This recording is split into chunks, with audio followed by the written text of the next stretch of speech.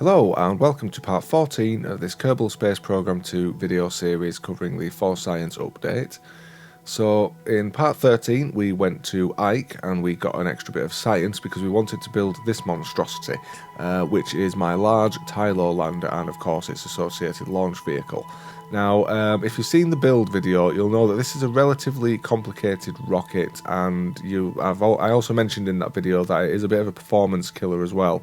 So once we take off, the frame rate will drop, and the mission does actually run about half speed for the first portion of the mission as well. So as a result, what I'm probably going to do is I'm probably going to cut out a few parts of this video, more than I normally would, but I'll try and cover all the important bits as well as I can. Now there's only one difference with this actual rocket from the build guide rocket, and that is I've added an antenna to the hydrogen stage, and that's the only thing that's changed. Otherwise this is exactly as it was at the end of the build guide video. So another thing about this rocket is it is subject to cracking attacks as well. Quite often when you initially launch it onto the pad, it'll start wobbling all over the place and stuff will start falling off. So if you find that happens, then the best thing I found is just to revert back to the VAB and relaunch it.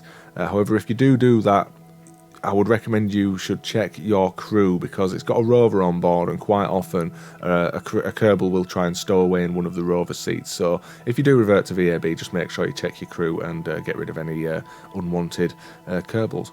But anyway, yeah, so as I say, we are going to be going to Tylo in this video, and we are going to be trying to use some gravity assists as well. So we'll start off by actually launching the rocket.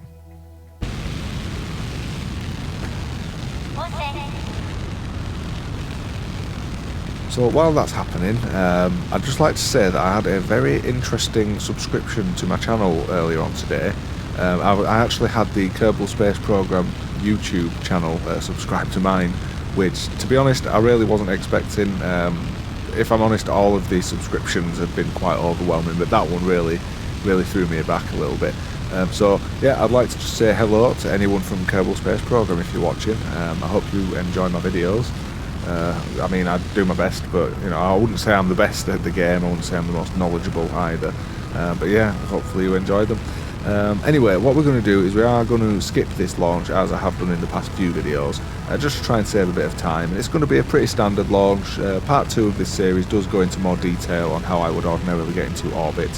However, I am going to do this one ever so slightly differently, in that because I want to get rid of the side boosters before we actually do our orbital manoeuvre, what I'm going to do is I'm going to pitch down to the horizon when our apoapsis on the orbital info panel reaches the 70,000 metre mark.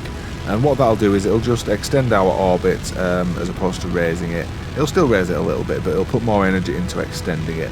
And it also means that the ship will be pointed in roughly the right direction when it comes to pointing at the manoeuvre, because, as I mentioned earlier, it is very sluggish and it does move very slowly. So if we were to be just pointed up at 45 degrees, then we wouldn't get to the manoeuvre node anywhere near in time to actually perform the manoeuvre. So pointing at the horizon before we actually create the manoeuvre does make things a little bit easier in that sense. Anyway, yeah, like I said, we're going to skip this launch. So once we are in orbit, I'll try and explain how gravity assists work as far as I understand them, and then we'll get ourselves on the way to Jool. So I will see you in a sec. Okay, so now we're in orbit. I'm going to try my best to explain how gravity assists work insofar as I understand them. So as you can see, I've already set up a manoeuvre, and we're not actually going to be performing this manoeuvre. I'm only using it for demonstration purposes. And as you can see, the apoapsis is actually quite low at the minute. It's just about intersecting the moon's orbit.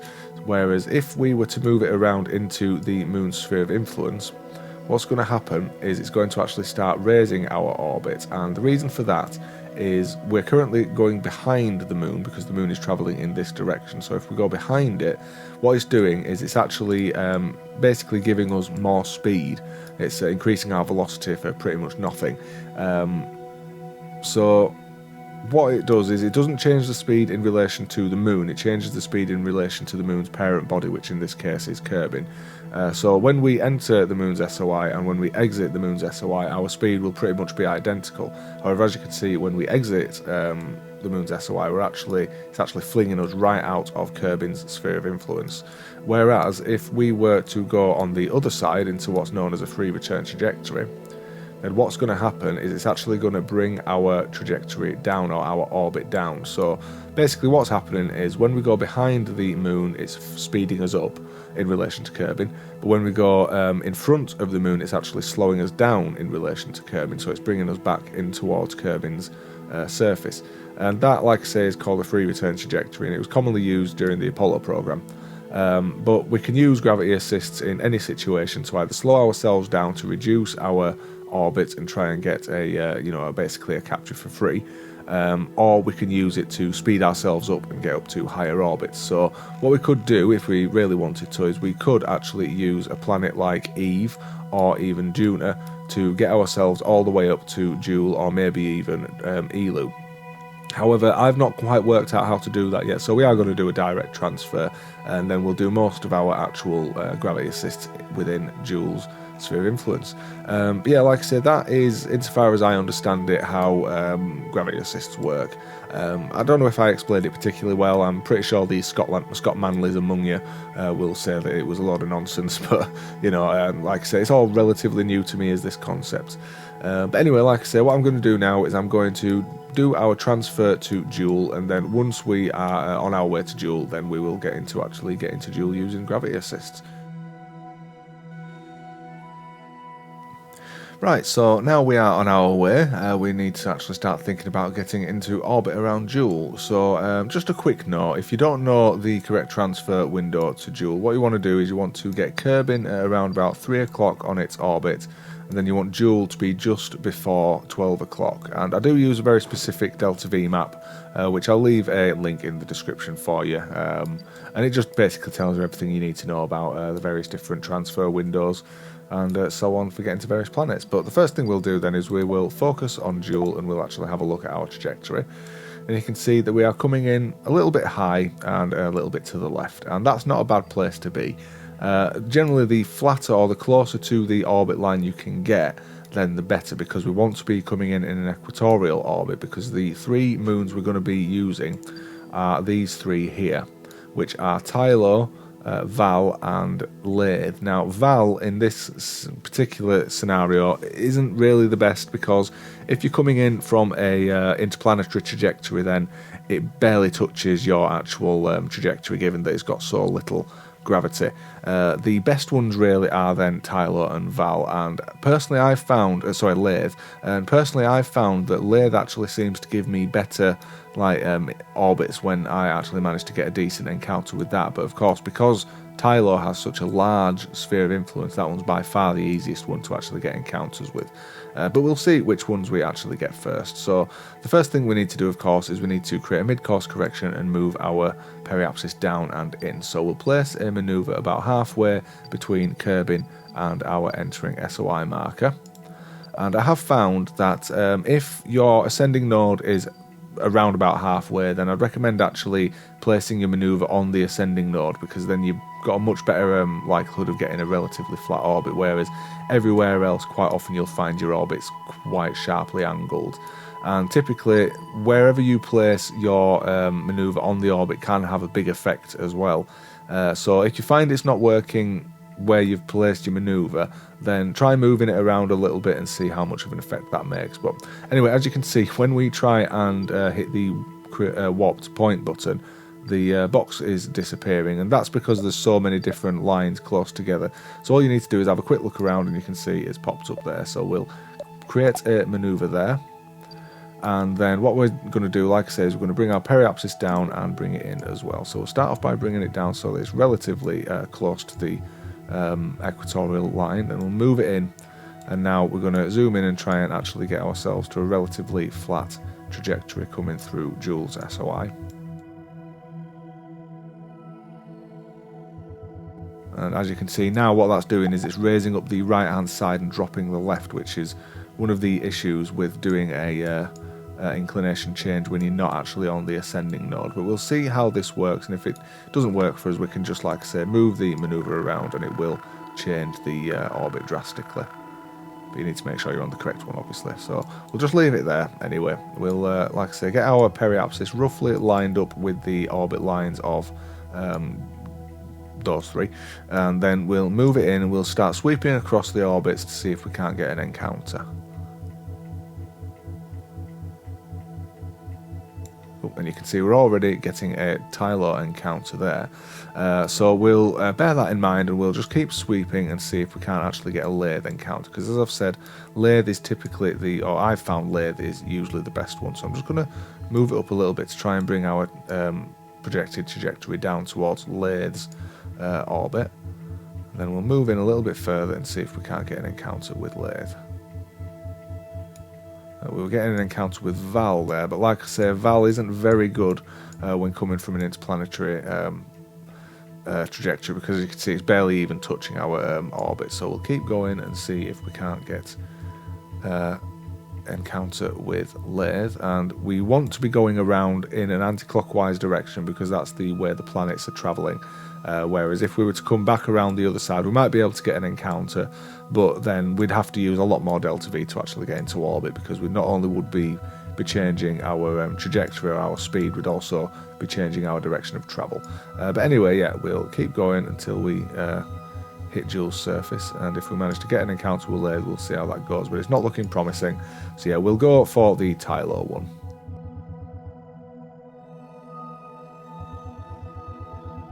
There we are. So now we've got the Tylo one, what we'll do is we'll focus on Tylo, and we're going to try and bring our trajectory down in relation to Tylo.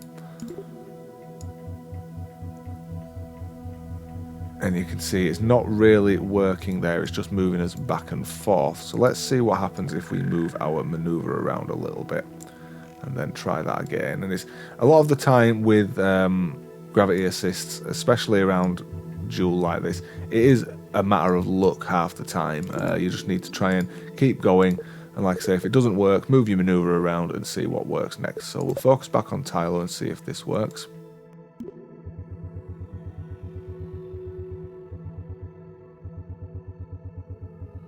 That's not doing it very well. So let's have a look at our maneuver node and see where we actually are on our orbit. So you can see we're a little bit further to the left than the right. So I'm going to move it to the right a little bit and see how much difference that makes. So if we come over, like I say, more or less halfway between Kerbin and Jool, and then we'll see what this does.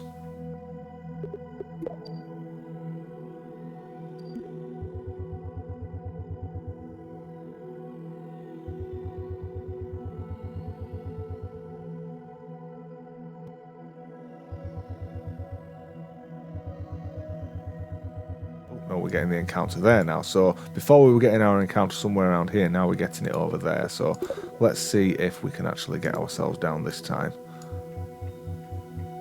Yeah, that's much more like it. So you can see that we were way too far over to the left. And now what that's done is it's automatically given us an orbit around Jool, which isn't actually too bad. So what that's telling me is that when we hit Tylo, which we'll be hitting it here, we're going to be coming in front of the planet, and then it's going to be slowing us down. Whereas if we were on the other side, so coming around this side of Tylo, it would be speeding us up and actually flinging us straight out of Jool's SOI. So now we need to just make sure that our actual inclination is good. So you can see it's quite high. So we'll try and adjust our inclination in relation to Jool now. Get that nice and flat. And then we'll see just how close to Jool's surface we can actually get, because the closer we are, the lower our actual periapsis will, or apoapsis will be. And of course, because Jool's atmosphere starts at about 200 meters, so we don't want to really be going below 200. The fact that our periapsis keeps disappearing tells me we're actually getting another encounter. So yeah, we're getting a second encounter there. But what's happening now is we can't actually see what happens after that encounter, and that is related to our conic patch limit. Now, what the conic patch limit refers to is it refers to each stage of our projected orbit. So we have one patch there, and then we have a second one once we enter Jool's sphere of influence. Then our third conic patch will be, I'll just focus back on Jool. Our third conic patch is when we enter into Jool's SOI. Then our fourth one is actually that one, and really we should be getting 5, so I might be miscalculating it here, but the limit at the moment is 5 patches. We really could do with a few more, because I'd really like to know what's happening after we leave Jool or Tylo. But I'm just going to keep going anyway and just see how close we can get to Jool. And yeah, it's not really going to work that. So what's this saying now? Yeah, 258, that'll actually do us. and now that's given us an apoapsis of 204,000 kilometers. So we'll make sure that we are nice and flat again. And the thing about gravity assist is not only can you change your apoapsis and periapsis, you can also drastically change your inclination as well, which is good for getting to inclined targets like Bop or Pol, which are the other two moons around Jool. But anyway, yeah, that looks pretty good to me. 223 is not too bad. So yeah, now that is set, we can point at this manoeuvre and perform the burn. Right, so now I've done that burn. It was only a 12 delta V burn as well, which is pretty good. If we'd have gone straight into Jool's SOI and tried to get into orbit that way, then we'd have probably ended up using several hundred. But now I've done that burn, what's happened is we are actually colliding with the surface of Jool. So we just need to use RCS to bring it up. But before I was planning on having it just above. However, since we're getting so close to Jool, what I'm actually going to do is I'm going to make sure our trajectory is just below. So I'll activate RCS and I'll boost forwards ever so slightly until our periapsis appears.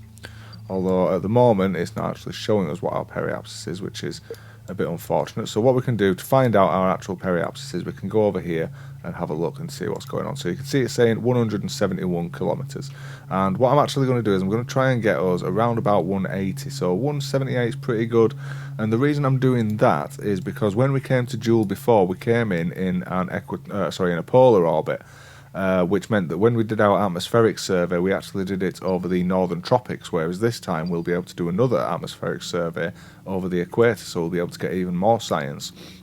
And speaking of science, since the new update earlier today, we do actually have the ability to get science in high orbit around Kerbal now, so we'll hit the science button.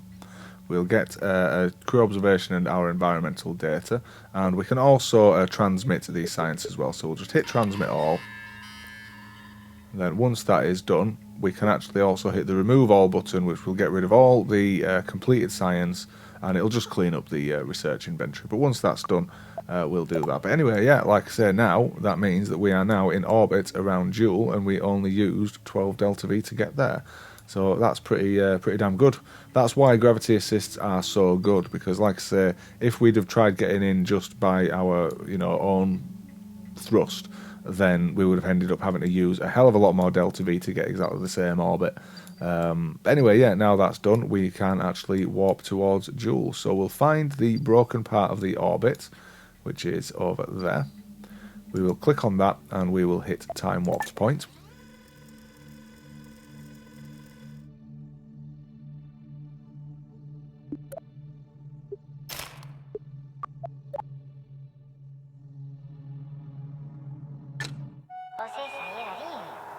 Right, and now we have entered Jool's sphere of influence. We can actually do more science, because I completely forgot to do science in high orbit around Jool last time we were here. So we'll hit the science button again and transmit that. And then what we're going to do is we are going to start off by warping into Tylo's sphere of influence. So our periapsis is 606, so we're not going to be able to get any science for low orbit around Tylo, but we'll be able to get that later on. So like I say, we'll time warp to point inside Tylo's sphere of influence. And you might think this would be the time to actually, since we're going to Tylo, that we'd want to circularize now, but we're not going to do that, because as you can see, our trajectory going through Tylo is very flat, which means we're going through very fast. And what we really want to be doing is we want to be trying to get our apoapsis down towards Tylo's orbit line, and then we'll probably have to use much less delta V to actually get into orbit. But yeah, like I say, we'll actually warp into Tylo's sphere of influence.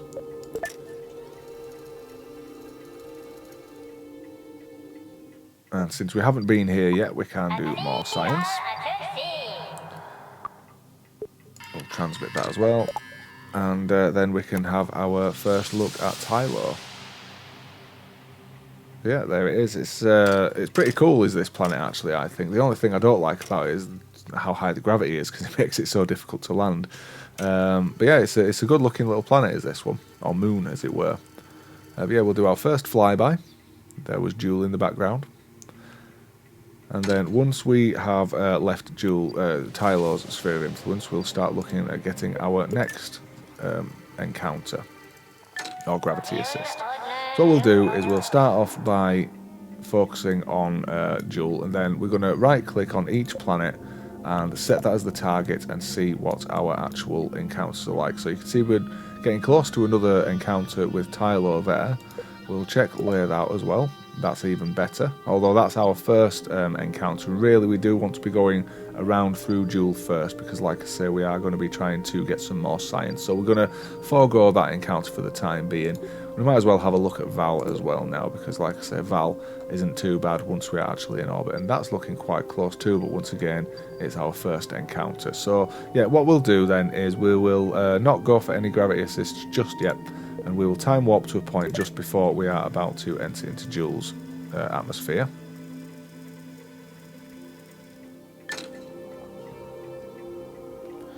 And then once there, we will make sure that our ship is pointed at retrograde.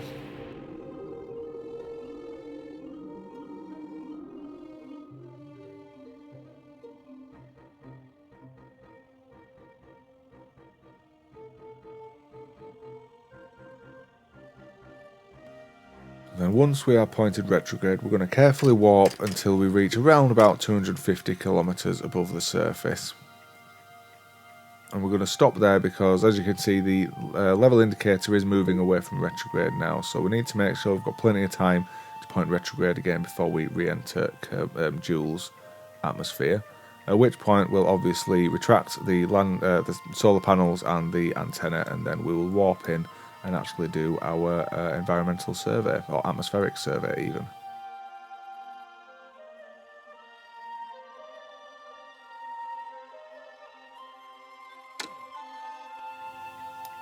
And naturally we want to be pointed retrograde so that our engine is pointed in towards Jool's sphere of influence, or atmosphere, because the engine has a much higher heat tolerance, whereas the rover, as you can now see, if we were to go in lander first, then the rover would probably blow up, and we really don't want that happening because we want to keep the rover. So yeah, once that is set, like I say, we will retract our, in fact we'll do that now, we'll retract the solar panels and the actual antenna.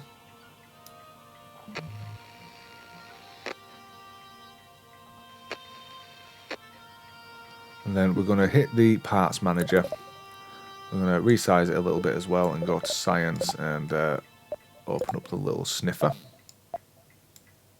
And that just means that now once we get into Jool's atmosphere, we can just hit the start science button and we won't get any unwanted science. Because we have already done crew observations and so on around Jool, so it would give us more science than we actually need. So anyway, yeah, we'll warp until we are at 199 kilometers.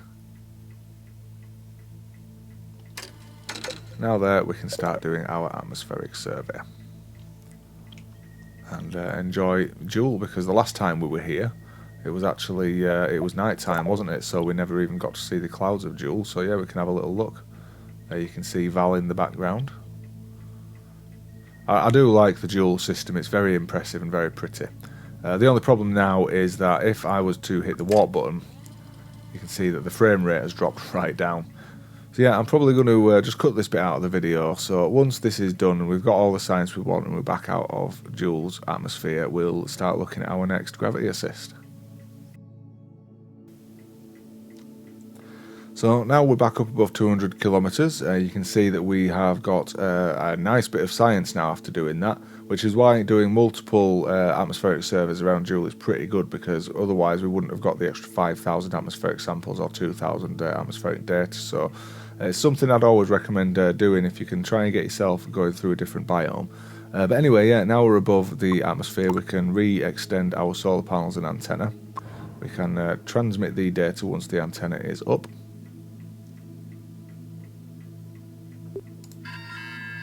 And now we'll start looking at our next gravity assist. So obviously we are going to want to raise our periapsis back up again, although if we wanted to, we could just keep going around and use the aerobraking effect. But we'll first of all target the various different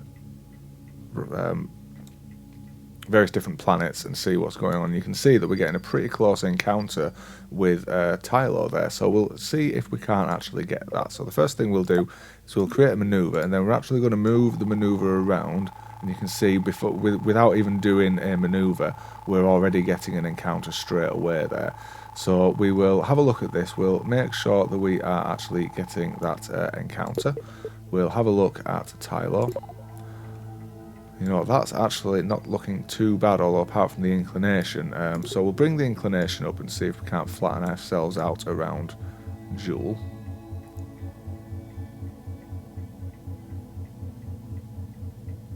We're also going to need to probably bring it around the other side, because it looks like to me we are probably going... Yeah, there we are. It's flinging us straight back out again, so that means we're coming behind the planet, so we need to go in front of it.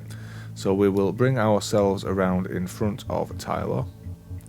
Even though at the moment it looks like we're going behind Tylo, we would actually be going in front, and you can see now it's giving us a lathe encounter as well. Let's have a look at this. This is where it can get quite complicated, actually, messing around with manoeuvres. But we're going to try and ignore that lathe encounter for the minute and just move our manoeuvre around to see if we can't get the Tylo encounter and see what that does for us. So we'll bring ourselves across to the left of Tylo, and it's still giving us the lathe encounter. So I'll tell you what, let's have a look at the lathe one then while we're here. So that is sending us higher at the moment, so we'll bring it in a little bit, and we're probably going to be flicking between Tylo and lathe at the moment. It might be a bit awkward, but we'll see if we can't bring ourselves around the other side of lathe. We'll also bring ourselves up as well.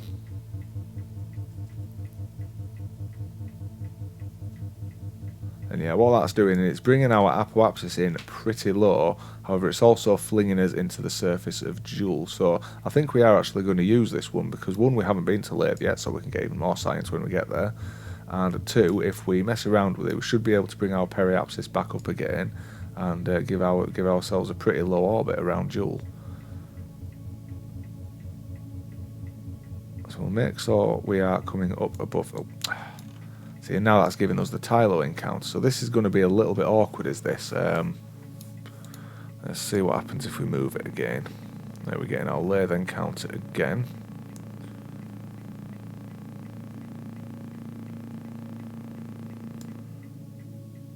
So it's just a matter of eyeing it up, and a lot of the time when you come to doing encounters or gravity assists, it's a matter of pot luck half the time. So I guess what we could do is we could use the lathe encounter, but we could raise our periapsis after the fact. So let's see if we can't do something with this. So see, now we're not getting anything. That's not exactly ideal. We would probably be using a lot of delta V if we tried it from there. So we'll try it back around the other side, and like I say, this is all fairly new to me, so it might seem a bit like I'm just making it up as I go along, and that's because I am. I'm not exactly the most knowledgeable when it comes to doing these things. So you know what I'm going to do is I'm going to bring our apoapsis down so it's just above Tylo's orbit line, and then I'm going to raise our periapsis up afterwards. So make sure it's nice and flat. Bring it down, and then, like I say, I'm going to do a burn after this to try and see if we can't get a better periapsis, and it's probably going to cost a little bit more delta V as this, but we'll just see how it goes. So we're getting ourselves nice and flat.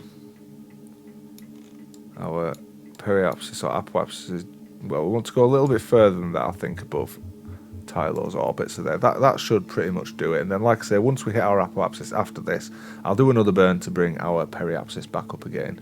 But yeah, that looks pretty good to me, so we'll point at the manoeuvre and do this burn. Okay, I've just realised that we are actually...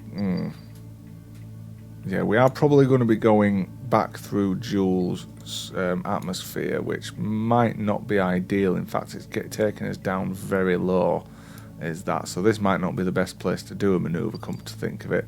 We'd probably end up burning up if we did that. Because you can see we are encountering lathe on the opposite side, and if we were to leave ourselves on the current trajectory, we'd actually be going through Tylo and it would throw us right off. So I think I'm probably going to have to cancel this maneuver and move ourselves around and try and see what we can do with the actual Tylo encounter. So yeah, let's have a look at this and see what happens if we raise our periapsis up. For God's sake, this is really causing us some major issues now, isn't it? Yeah, let's see what the Tylo encounter does instead. It's a shame that, because that lathe encounter was actually pretty good.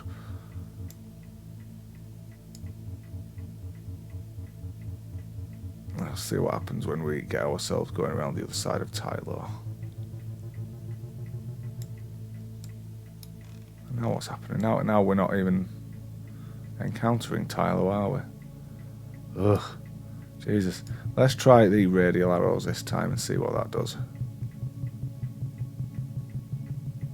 Oh, it's barely even affecting it. Well, this is highly frustrating.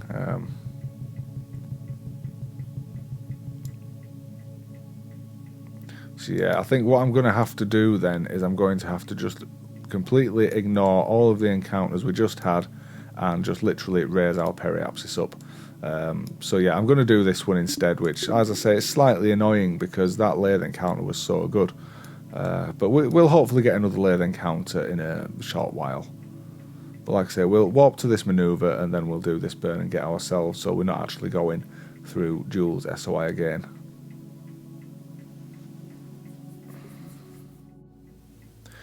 Right.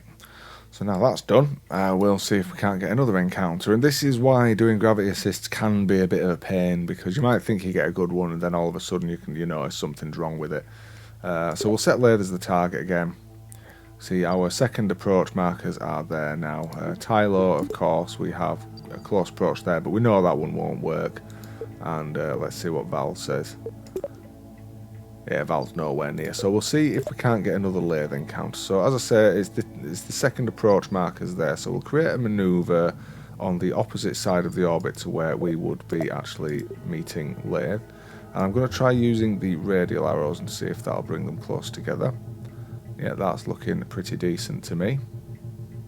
Well, it is going to be quite expensive, is that 100 odd. Let's see if we can't do something by going a little further away and see if we'll get less. We'll go a little bit closer this time. Once again, it's just a matter of playing around with them, seeing what works and what doesn't. I'm going to delete the maneuver and I'm going to go again actually. We'll start off with using prograde instead. I know that one's going to cost even more, isn't it? So yeah, it looks like the radial ones was probably the best one, so we'll use our radial arrows, like I say, try and get ourselves an encounter and see what we can't do with this one. So where's lathe? There it is. Let's focus on that. Let's get ourselves into a decent inclination, see if we can't bring ourselves down. You can see now changing the inclination is also changing our actual apoapsis, so we'll let's have a look at this. I hope we're getting a second lathe encounter there, aren't we? I don't think that's going to do us any good.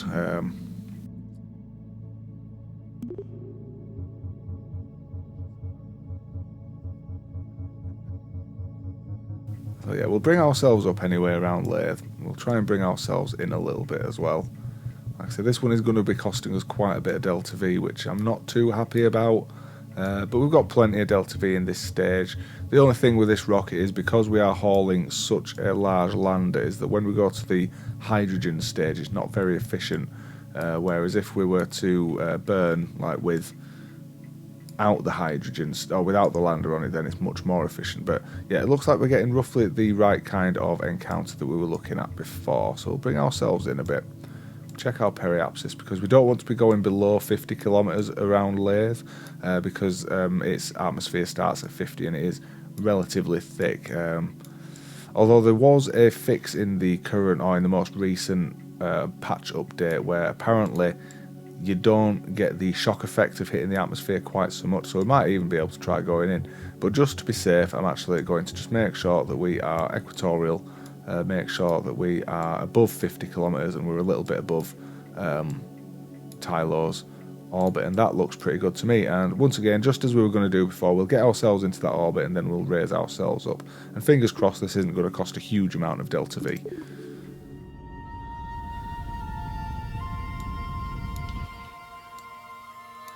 I've just realised that I actually made the manoeuvre wrong, because we're actually going just above Valve's orbit, aren't we? So it's a good job I realised that then, otherwise we'd end up having to use a lot more delta V than we needed to.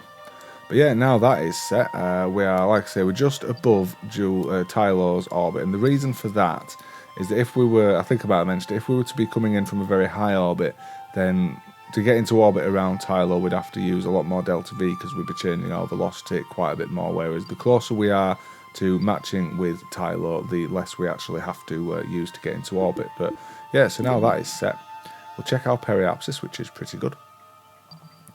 And then we are going to warp into Lathe's sphere of influence and get some more science.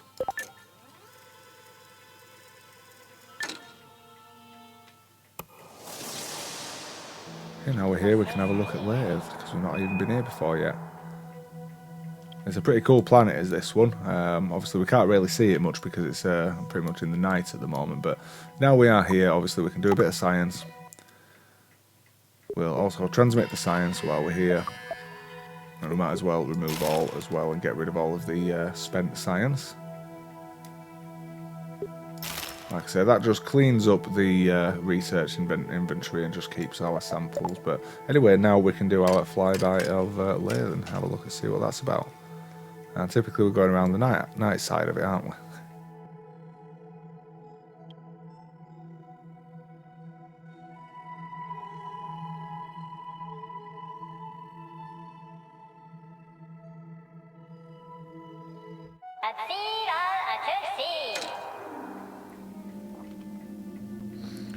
Right, let's have a look at ourselves. So once again, we're going to see what our encounters are like, because there is a chance we might get another encounter on the way through.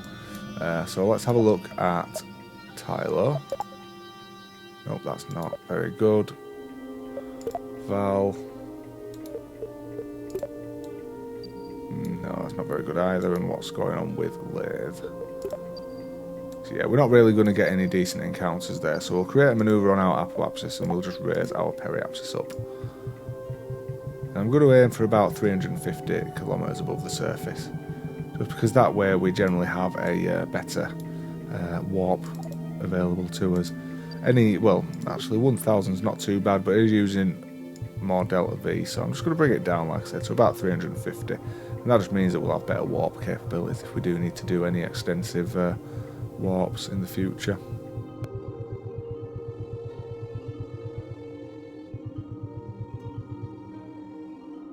So yeah, we'll get ourselves into a higher orbit around Jool, and then hopefully we should be able to get an encounter with Tylo relatively soon, although it's going to take maybe a few more orbits for it to come back round. But hopefully we'll get the exact encounter that I'm looking for. Okay, so now we're not going to be encountering or hitting Jool. We'll do a couple of warps and we'll quickly check our encounters, but of course we did look at it and we're probably not going to get much. And this is a pretty good orbit at the moment, so I don't really want to be changing it too much. We could potentially, if we want to bring our periapsis up towards Jool, but that's Tylo even, but that's probably going to be more difficult than it seems. So what I'm going to do then is I'm going to time warp to a point halfway down our orbit.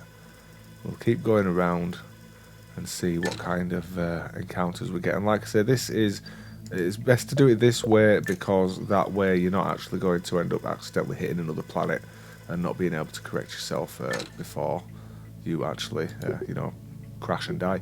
So let's set, well, Tylo's already set as the target, isn't it? So we'll go again. You can see our markers are steadily getting closer together. I say that just as they get further apart.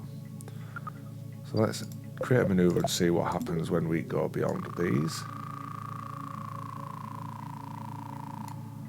Yeah, we're going to need to do even more orbits. So instead what I'm going to do is I'm just going to click behind us and do a full orbit.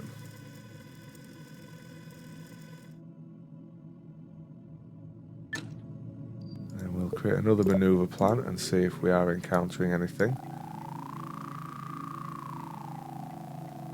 Well, you see, we are starting to get a little bit closer there, so we'll warp around to here actually.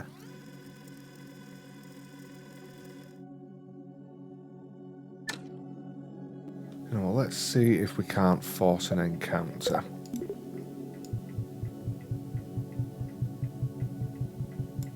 No, that's not really going to work there, so we'll bring ourselves down to our periapsis. This is unfortunately where it's probably going to start costing quite a lot of delta V, but we are getting a Val encounter there, so is that going to do anything to us?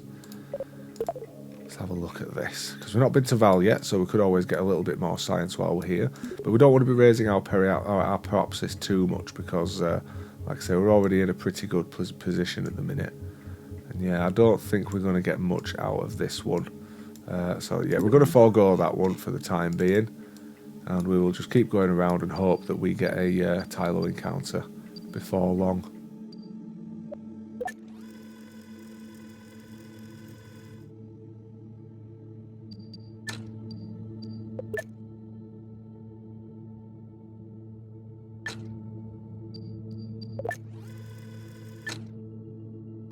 So you know what, I'm going to see if we can't get those two markers to match up.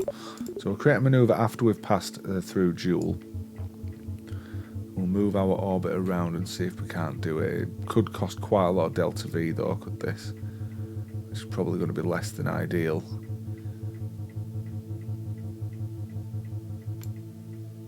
Yeah, I'm not liking the look of that. That's saying 600 plus is that. So yeah, we're going to leave that one as well. And this is where it can get quite boring, because it's just a matter of basically going around and seeing when you will actually get an encounter.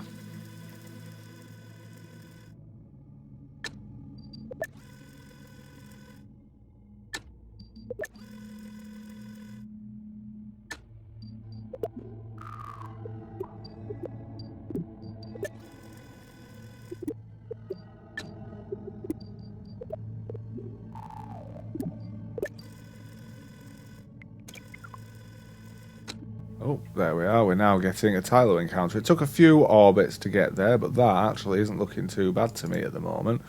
So let's see what we can do with this.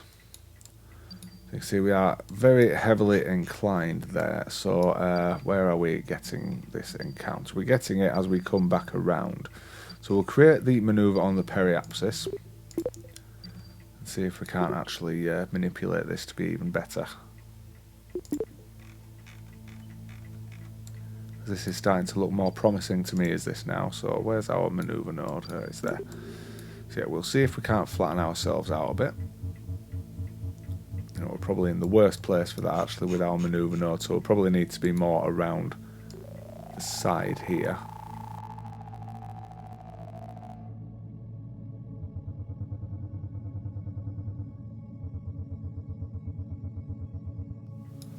That's starting to look much more like it, because as you can see, it's starting to bring our actual entry and exit markers or points much closer together, which is more what we want. It's possible as well, I've had a few times where I've actually had like a double encounter as well.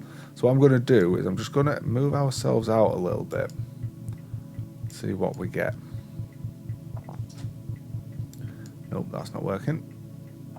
See, I think I'm going to probably just go for it and try and get into orbit from this one, because we're at risk now of using more delta V just to keep either adjusting or missing other planets. So yeah, we're going to use this encounter, I think, and actually try and get into our initial orbit. So the first thing we'll do is we'll check our periapsis above Tylo, and I'd recommend going probably no lower than about 50 kilometers. You can go to about 22-ish, I think, is the atmosphere, or is the surface above, or the height of the surface above sea level. But like I say, we'll go to 50, and then we are going to actually perform this maneuver. And like I say, once we actually encounter Tylo, then we're going to try and get ourselves into at least an elliptical orbit. And then I'll probably call it for this video, because it's starting to get quite long. So we'll point at the manoeuvre first, naturally. We'll also quick save just to make sure that if something goes wrong we can reload again.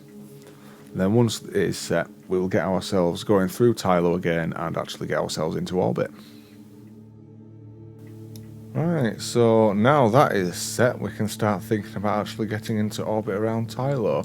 And naturally, as I've said, the closer the entry and exit markers are to one another, the less delta V you'll have to use to get into Tylo. But if we were to keep going, it'd probably take hours to actually get another encounter like this. So like I say, we are going to use this one. So the first thing we will do is, of course, we will find where we are entering Tylo's SOI. And you can see that because we have a nice little loop there, it's almost like a free return trajectory is this, but we'll make sure we're on the correct orbit, because we don't want to be hitting that one, because then we'll just go straight through and onto the next orbit and miss the opportunity. So yeah, we'll time warp to point just inside. And then now we're here, we're just going to bring ourselves in so that our periapsis is just entering into Tylo's sphere of influence.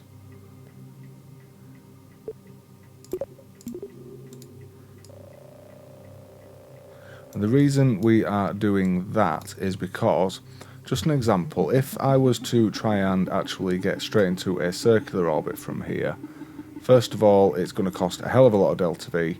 Secondly, you can see it's actually sending us into a collision course with Tylo. So what we're going to do is we're probably actually going to reduce our orbit in increments, but we'll do that in the next video, because this one is already starting to get quite long now. So like I say, we'll just make sure that we are actually inside of Tylo's orbit, and then in the next video what we're going to do is we'll get ourselves into a circular orbit around Tylo and actually do the landing. So like I say, this video is already quite long. At the moment it's saying well over an hour that I've been recording, and I usually like to have my videos at somewhere around about, well, half an hour is what I like. Sometimes I might go a little bit over, but half an hour is what I usually aim for. So I'm going to call it for this one for now. I know it was a little bit of a long-winded one, probably a little bit boring for you as well. And like I say, it's partly because I'm not really that knowledgeable when it comes to gravity assist. So it was all kind of a bit of a work in progress for me. A little bit kind of, you know, rough around the edges, but ideally you got a little bit of information out of it. If you did, then I would really appreciate it if you would like and subscribe, and maybe even leave a comment for me as well. And hopefully I will see you in the next one.